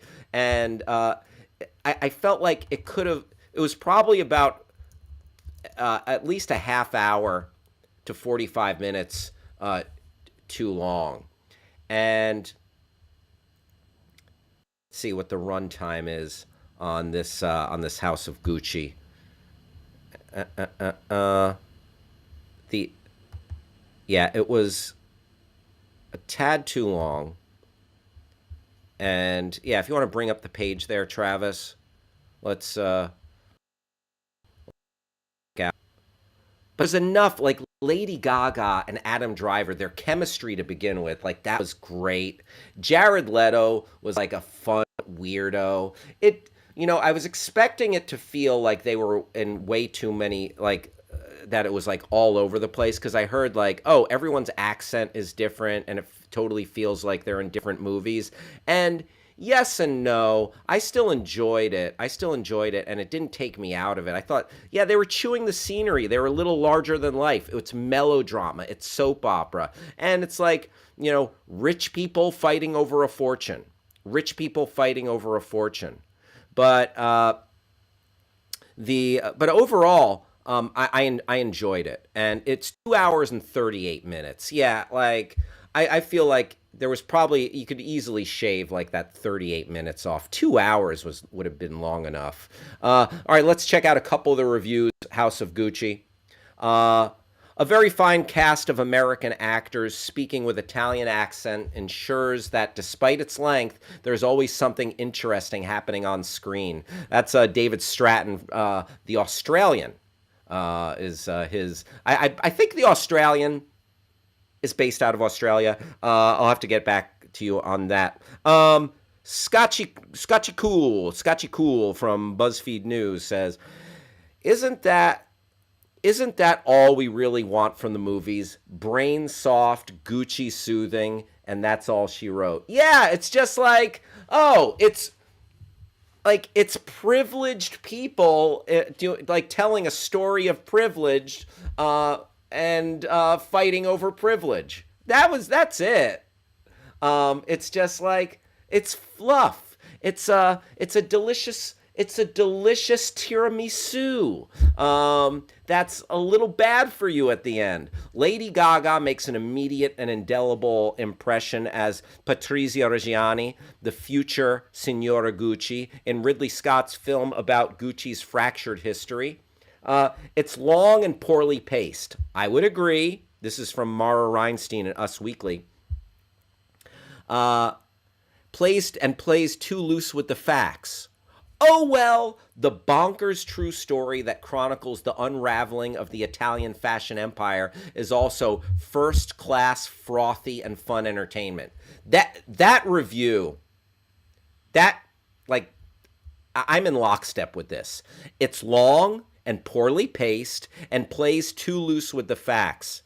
Oh well, who cares? The bonkers story that chronicles the unraveling of the fashion empire is also first class, frothy, fun entertainment. There it is. You can poke holes in this movie, but it was just a goof and enjoyable. It was a goof and enjoyable. Glorious melodrama, an instant cult classic, a joy to behold, a meme factory in the making, says Christina Newland. Yeah, there you go. But at the same time, BuzzFeed News also says unambitious and underwhelming. All right, so there you go. That's House of Gucci. It is available right now, video on demand. So you're going to have to pay for it. Is it worth paying for? Ooh. Listen, I would say drink some wine while you're watching it. If you have a nice bottle of Chianti or maybe a nice Pinot Gris or Pinot Noir, then it's going to make it even better. Okay? I'll leave it up to you. Also, I watched 3 episodes, the first 3 episodes that dropped on Apple TV Plus of the new show Severance. Severance is directed by Ben Stiller. Ben Stiller, he is a capable director. He directed a miniseries from about 2 years ago, I think, about a prison break called Escape at Dannemora. Escape at Dannemora. And that starred Benicio del Toro, Paul Dano, and Patricia Arquette. So good. Like, kind of depressing, a little bit slow, but really well acted. Really well acted. And Ben Stiller did a great job with it. Patricia Arquette, I think, took home a couple of awards from it, and she was awesome. And she returns to work with Ben Stiller in his new show, Severance, starring Adam Scott, Patricia Arquette, John Turturro. Can you scroll? And it is getting good reviews here. 97% on Rotten Tomatoes, 90% audience score. Holly Gutierrez chiming in. I'll wait till it's on HBO or whatever, talking about House of Gucci. And she is right there with these reviews saying Severance is excellent. And I'm going to tell you what, I really enjoyed it. I'm really enjoying the first 3 episodes. In fact, it was one of these shows. Travis, what show are we? How did this happen? I'm sorry? The Drive with Mario Smith is we're labeled as here. I don't know if that is. Not on my end. It's 2:28:22. Do you see that or no? Yeah, no. I've got we're rocking our normal title. Oh, all right. 30122. Oh, great. You know what? That's a me problem. No, it's satellites. That's all. Satellites. I'll never understand them. Magnets. How do they work? Yep. Thank you, Insane Clown Posse.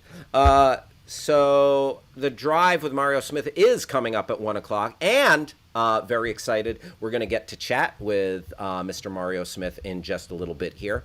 But back to Severance. Severance is really enjoyable. I found it to be like a combination of Charlie Kaufman movies, who I find Charlie Kaufman to be just a delightful weirdo and brilliant maniac when it comes to his storytelling.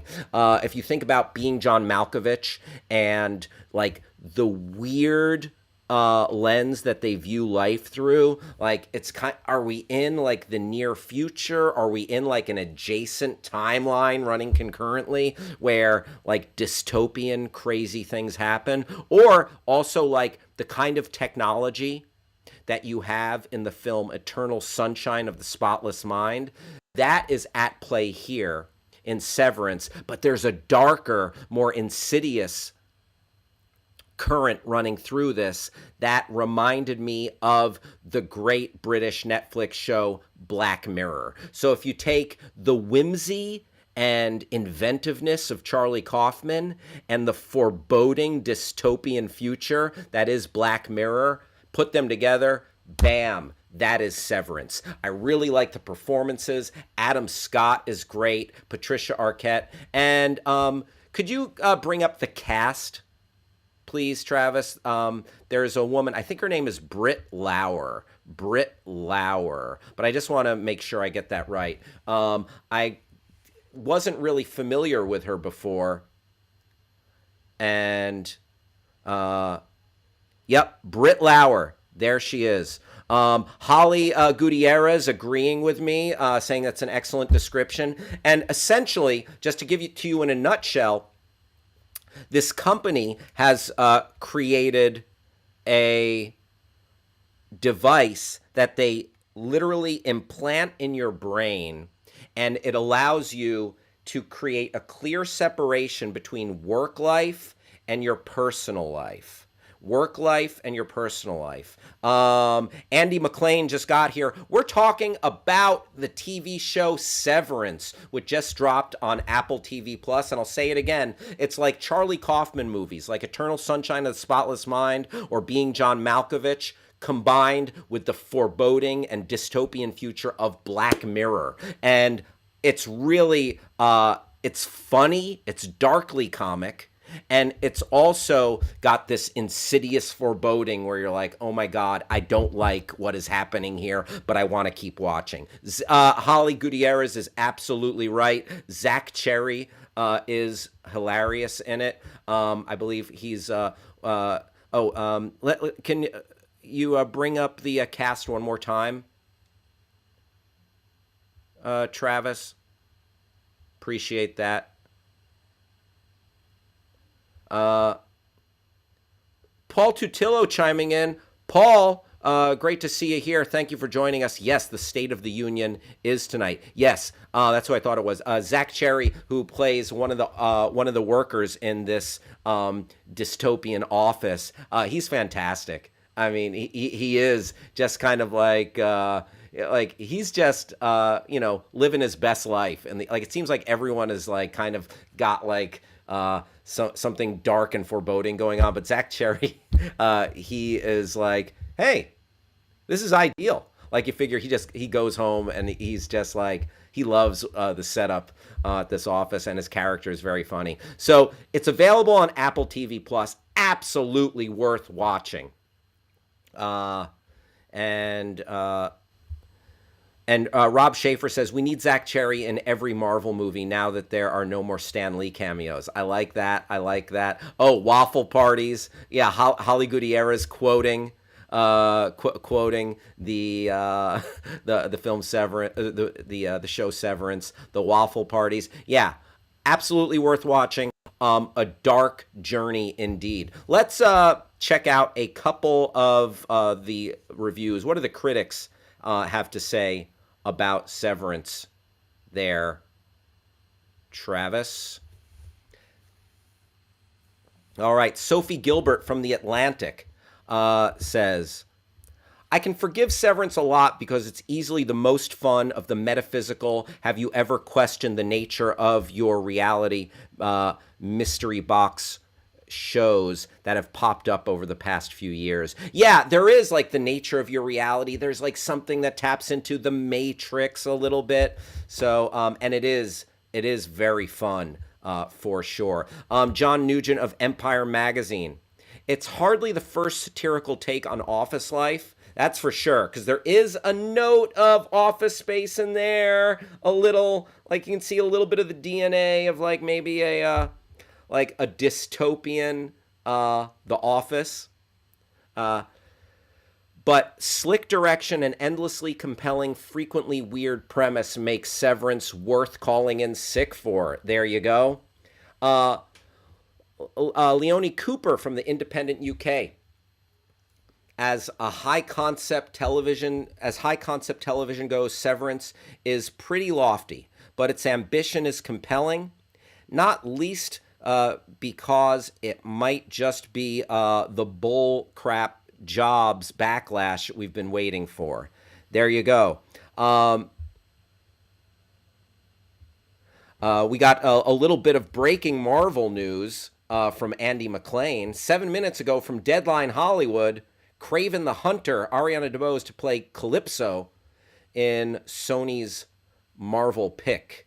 There you go. There you go. Thank you, Andy McLean, for breaking news. Yeah, we'll stop this show to talk about some Marvel news, some Larry David news, as we mentioned earlier.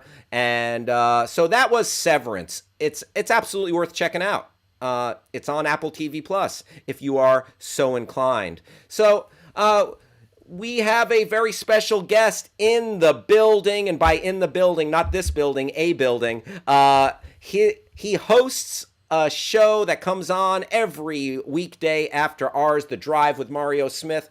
It is my esteemed pleasure to welcome the man, the myth, the legend, Mario Smith. Howdy, boys. What's going on? Mario, great to see you. Thank you for Hal being here. In the building. Hal! Yes, sir. What's up, first man? off, I know you're coming to us straight out of Chicago, but That's right. I see that you are wearing an Anaheim Angels throwback cap, which I love. In honor of you and Travis. Oh, that is very sweet. So Mario, let me ask you this. Marketing. Nicely done. Are you a big baseball fan? Oh, very much so. I love baseball. I'm a big fan. I'm very upset that they are not playing baseball. I know. I absolutely feel similar. I wish they can, come to the negotiating table, the owners and the players, and just like set this thing right. It's just a matter of the owner. I mean, the owners are doing it. Nobody's doing it to them. The owners are doing it to themselves. We talk about it on the show a lot. It's like if you were unable to get into a building, but they were like, well, we're going to have a deadline where you get it together. Well, you're setting a deadline. You locked me out too. I'll stay out. So I hope the players stay out and fight for what they want. Plus, I don't want to go see the White Sox in April. I'd rather watch them in May or June when it's warmer. There you go. It's pretty cold in Chicago in April, so I hear you. Yeah. By the way, yeah, I mean, I think you're a great guy. I don't want to bring up any bad blood, but I happen to be a Minnesota Twins fan. Oh man! All right, goodbye, everybody. I'll see you guys in 3 months. No, Mario, please. I'm back. But so we are AL Central rivals here. Are you from Minnesota? No, originally? it's a weird story. My dad was a Washington Senators fan. Holy back smoke in the day. Okay. And then the Senators moved to Minnesota, became the Twins, and he kept his allegiance. And here's a fun fact: I would have been disowned if I did not become a Minnesota Twins fan. Wow. I grew up in New Jersey. Jersey, but I'm a Twins fan. I hate the Minnesota Twins a lot, and not a big fan of them. I don't like Brett Favre, but I'll tolerate him, and I hate Aaron Rodgers. That mustard-colored suit he wore at the stupid awards, he got the dumb MVP, whatever. Oh yeah. Well, listen, I'm right there with you. Aaron Rodgers for a number of reasons. I'm not a Packers fan. Packers are Wisconsin. Favre played for the Packers and the Vikings. Yeah, he did. Yeah, he did. Well, let me ask you this, Mario. You know who we have in common though? The Twins and the White Sox. AJ Perzinski. Do you remember that guy? Of course. I hated him when he was there, and I loved him when he came to the White Sox. And That's the kind of guy. Texas Rangers. See, this is what's happening. How people are now. Here we go. Texas Rangers. Oh, and fun fact about the Rangers. So by the way, welcome to Baseball Talk, everybody. I love it. By the way, who knew? I'm Mario. Like you're a man after my own heart. The Washington Senators. They moved to Minnesota. Then they started a brand new Washington Senators. Right. And then those Washington Senators became the Texas Rangers. Yes, they did. There you go. It all comes together. I totally don't understand the Texas Rangers, but I will do my best to understand. They got a lot of money. So I think whenever this gets decided, which will probably happen tomorrow, I don't think it's going to happen tonight.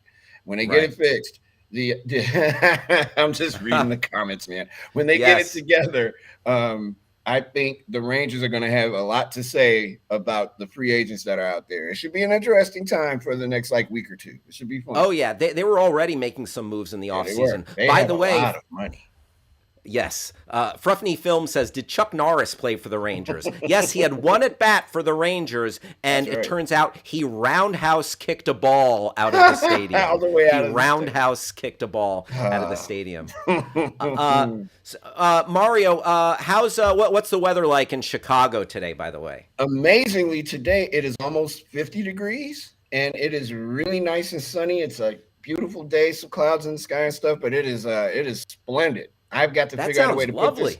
I got to figure out a way to put this show around my neck and walk around Chicago, so I don't have to be stuck here at the Mario Smith Studios, aka my house. Like you should get a selfie stick or something and broadcast from your phone if don't the tempt signals. me. I don't know. Oh hey, man, I'll do it. I am down for it. How's Travis doing? What's up, Travis? Travis, come on in and talk to Mr. Mario Smith.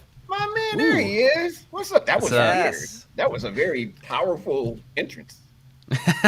Try to make it known. Knows how to make an entrance. Yeah.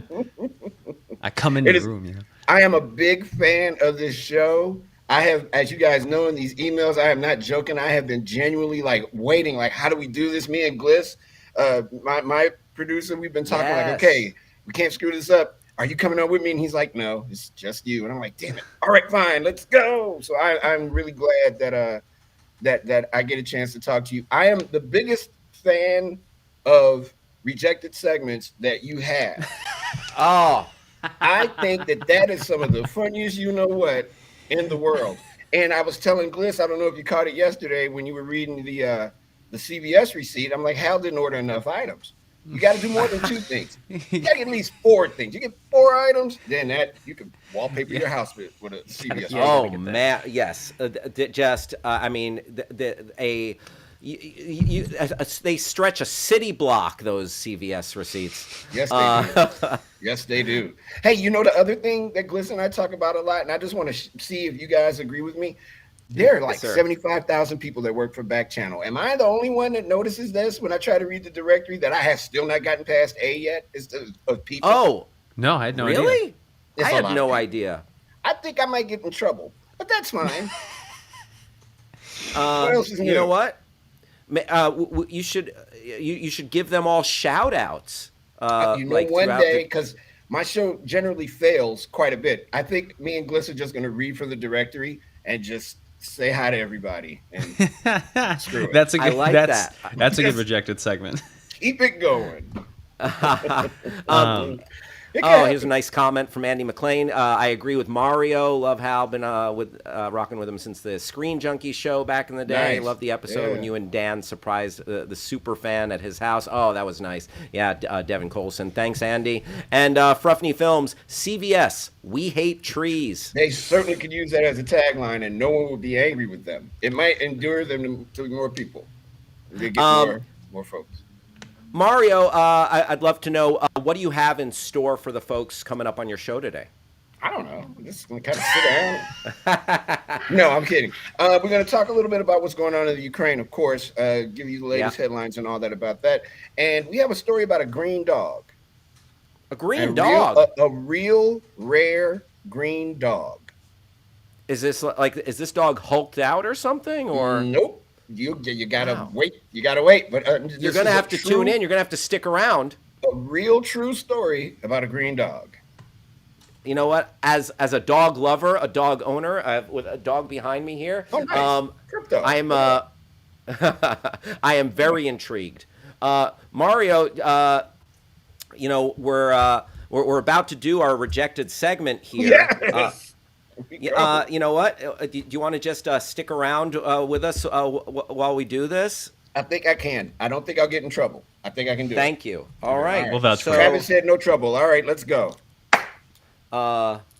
So today's rejected segment is Hal threatens people with the non-threatening parts of his Swiss Army knife. Okay.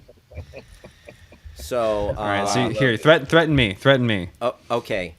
Travis, I will open your can. Oh, not open your can. This is a can opener. That is a weird connotation. Yeah, it's a bit. Yeah, that's okay. All right, take one step closer, and I'll magnify you. Is that Yeah, it has a magnifying glass. Really? Yeah. I guess that comes in handy. There's no way this isn't like going to win an Emmy for something. Good, yeah. I mean, one would hope. All right, don't move, or I'll use this hook thing to. Ooh. What situation would a human being be in that he would actually use anything but like maybe two things on a Swiss Army knife, like the opener a camping trip. I'm in Chicago. I don't do much camping. Can you hold that Swiss Army knife up? Like, can I see how thick that is? That's so much stuff. It's a big boy. That's a lot of stuff. Yeah, I've had this for probably about 30 plus years. It was a gift from my sister a long time ago. Wow. That's awesome. Thank you for hanging out, and Mario, I'm so glad to get to chat with you. And everyone, please stick around for the wonderful and talented Mario Smith and his delightful producer, Gliss, who I had the pleasure of working with. Mario, have a great show, and happy Tuesday to you. Thank you, man. See you in a couple of days. Thanks. Yes, sir. That was the great Mario Smith, a delightful gentleman indeed, and an entertaining show, The Drive with Mario Smith. I want to thank everybody who hung out with us, who chatted with us today. What a fun time. I want to thank everybody at Backchannel, and I want to thank producer Travis for holding it down. Again, stick around for Mario Smith, and I will see you tomorrow, everybody.